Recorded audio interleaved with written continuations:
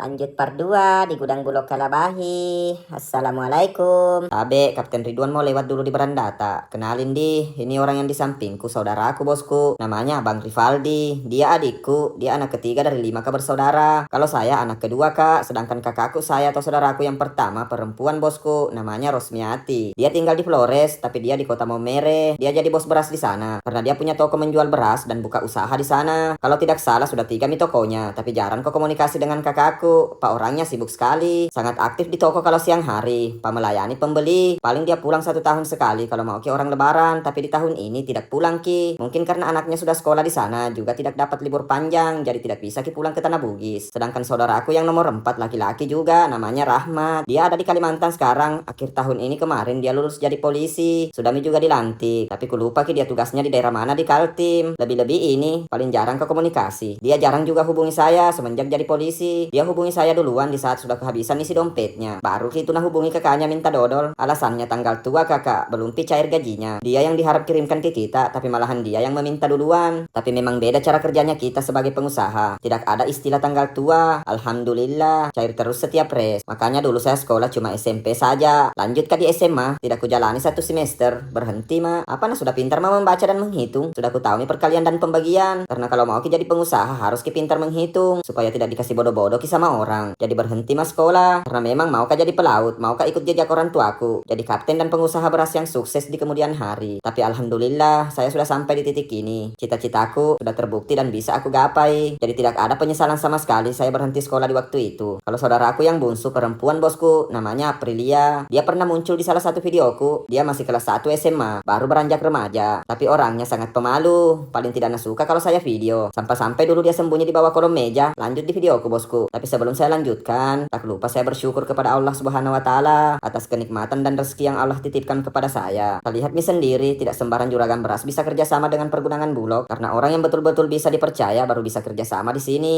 yang bisa menjaga amanah kualitas beras. 50 ton atau 1000 sak pesanannya di saya. Saya siapkan dari Sulawesi menuju NTT. Baru 2 mobil trek ini yang naik di sini bosku. Berarti sisa pesanannya di kapalku lagi 8 mobil trek. Harus habis ini hari atau harus naik semua di gudang ini 50 ton. Karena saya rencanakan besok OTW ke Sulawesi habis sholat Jumat. Insya Allah kalau tidak ada halangan. Oh ya, kalau ada yang butuh beras kualitas MR di pertokoan yang ada di kota Kalabahi dan sekitarnya, bisa ki langsung merapat ke gudang Bulog atau bisa ki kabari kak. Karena saya memang diamanahkan sama kepala Bulog. Kalau ada pengorderan di toko lain, bisa Kapten Ridwan ambil di gudang. Tapi harus atas nama kapten yang masuk. Begitu nih kalau orang terlanjur dipercaya bosku. Intinya jangan pernah hianati kepercayaan orang lain. Pas 1 kali saja itu berbuat kesalahan dalam berbisnis, apalagi menyangkut kepercayaan, susah sekali ki bisa kerja sama kembali. Cukup 1 kali dulu saya berbuat salah di salah satu bos yang berkulit putih atau orang Cina. Itu dulu dilema sebenarnya, karena pas susah-susahnya beras di kota Kalabahi saya tidak kasih dia beras. Saya yang salah karena ingkar janji kak. Pas naik di tokonya, langsung memang karena larang injak di tokonya kembali. Sudah 4 tahun yang lalu terjadinya masalah itu. Sampai sekarang tidak kuinjak memang di tokonya biar mau ke belanja. Tapi saya akui kesalahan saya. Bos itu pantas marah ke saya karena saya kasih deal pesanannya dari Sulawesi baru sampai ke di NTT. Ku jual ki pesanannya sama orang lain. Tapi yang lalu biarlah berlalu. Saya jadikan pelajaran buat saya pribadi. Pastinya saya selalu berusaha agar kesalahan itu tidak terjadi lagi. Oke sih bosku, saya kirim videonya